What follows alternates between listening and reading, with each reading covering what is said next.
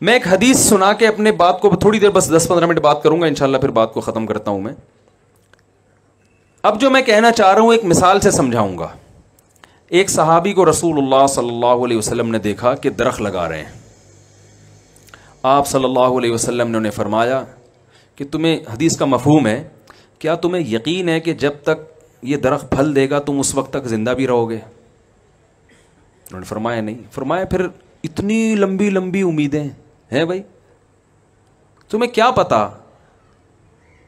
شعر لکھا ہوتا ہے نا، میں KPK میں کسی کام سے گیا تو وہاں میں جب سویا نا، تکیے پہ شعر لکھا ہوا تھا، آگاہ اپنی موت سے کوئی بشر نہیں، سامان 100 برس کا پل کی خبر نہیں. میں نے کہا یار یہ ادھر لکھنے کا شعر نہیں ہے. سونے کے لیے آدمی لیٹ رہا ہے اور تکیے پہ اتنے خطرناک قسم کا شعر. میں نے کہا یار یہ شعر بالکل درست ہے، لیکن یہ تکیے پہ سونے کے تکیے جو رات کو سوتا ہے آدمی، وہاں لکھنے کا نہیں ہے. یہ تو ویسے آدمی کہیں بازار میں لکھنے کا ہے کہ وہاں موت سے ڈرو. یہاں تو میں نے کہا نیند نہیں آئے گی. تو لیکن شعر درست ہے یا نہیں ہے؟ تو آپ صلی اللہ علیہ وسلم نے فرمایا کہ تمہیں کل کا خبر نہیں اور تم درخت لگا رہے ہو. ہے بھائی، درخت لگا رہے ہو تم.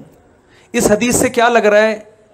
جو میسج مل رہا ہے سرسری طور پر اگر دیکھا جائے، میسج یہ مل رہا ہے کہ درخت لگانا اسلام میں کوئی اچھا کام. بول لینا بھائی دیکھو تو نہیں ہے، بولنے میں کیا جا رہا ہے.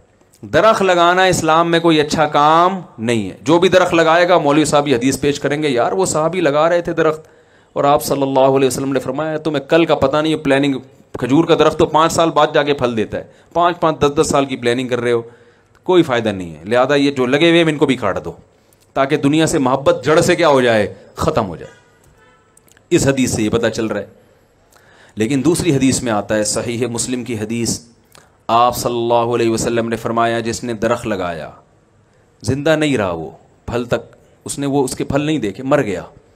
جب تک لوگ اس درخت سے فائدہ اٹھائیں گے اس کا پھل کھائیں گے.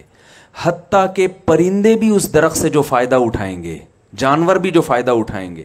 جانوروں کا کیا فائدہ ہوتا ہے؟ گھونسلے بنا کے رہتے ہیں، اس سے چگتے ہیں، لوگ سایہ حاصل کرتے ہیں. فرمایا پرند اور چرند بھی جو فائدہ اٹھائیں گے، اس کو قبر میں اس کا ثواب، بولے نا بھائی، ملتا رہے گا.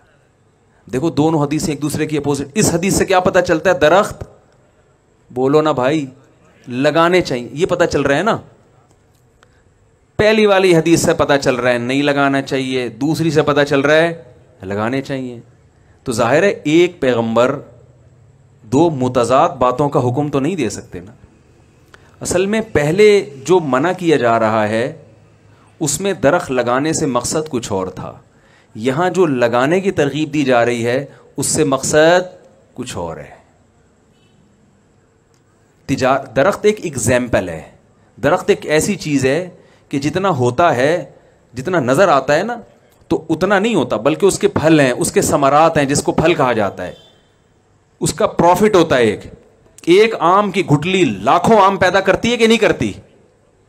تو درخت کا بیسک مقصد یہ ہوتا ہے کہ ایک آم کی گٹلی ڈالوں گا یہ ضائع ہو رہی ہے. انویسٹمنٹ ایک آم کی گٹلی کی ہے اور پروفٹ لاکھوں آم کی شکل میں. ایک کھجور کی گٹلی دفن کی جا رہی ہے، ضائع ہو رہی ہے نا. آپ کی گٹلی آپ نے زمین میں دبا کے ضائع کر دی، اس لالچ میں ضائع کرتے ہو یار یہ انویسٹمنٹ ہے، اس کا جو پروفٹ ہوگا لاکھوں کھجور پیدا ہوں گے، تو ایک ضائع کرنے میں کوئی حرج نہیں ہے. بزنس بھی یہی ہے. یہ تو ایک مثال ہے حدیث میں جو ہر جگہ فٹ کی جا سکتی ہے کہ آپ نے اگر اپنی صرف دنیا کو سامنے رکھ کے کاروبار کرنا ہے تو آپ صلی اللہ علیہ وسلم آپ کو بتا رہے ہیں کہ بھائی تم 20-20 30-30 سال کی پلاننگ کر رہے ہو، کل کوئی ٹرک کچل کے چلا گیا، یہ سب فیکٹری کیا ہو جائے گی؟ تباہ و برباد. یہ اچھا سودا نہیں ہے. تم نے کاروبار کرنا ہے، بزنس کا درخت لگانا ہے یہ سوچ کے کہ زندہ رہا تو کھاؤں گا، نہیں رہا تو اولاد فائدہ اٹھائے گی، مسلمان فائدہ اٹھائیں گے، اس سے میں غریبوں کی مدد کروں گا، خود بھی کھاؤں گا، لوگوں کو بھی کھلاؤں گا. کیونکہ رسول اللہ صلی اللہ علیہ وسلم نے فرمایا الید العلیا خیر من الید السفلی، اللہ کو خرچ کرنے والا ہاتھ مانگنے والے ہاتھ سے زیادہ پسند ہے. اور آپ صلی اللہ علیہ وسلم نے فرمایا جو شخص اس نیت سے تجارت کرتا ہے کہ لوگوں کے سامنے ہاتھ نہ پھیلانا پڑے، سر اٹھا کے جیوں میں، کھلانے والا بنوں کھانے والا نہ بنوں اور ایمانداری کے ساتھ یہ کام کرے تو قیامت کے دن آپ صلی اللہ علیہ وسلم کی صحیح حدیث ہے پیغمبروں کے ساتھ اس کا حشر ہوگا, انبیاء کے ساتھ اس کا حشر ہوگا. تو بزنس سے آپ کا مقصد آخرت ہونی چاہیے.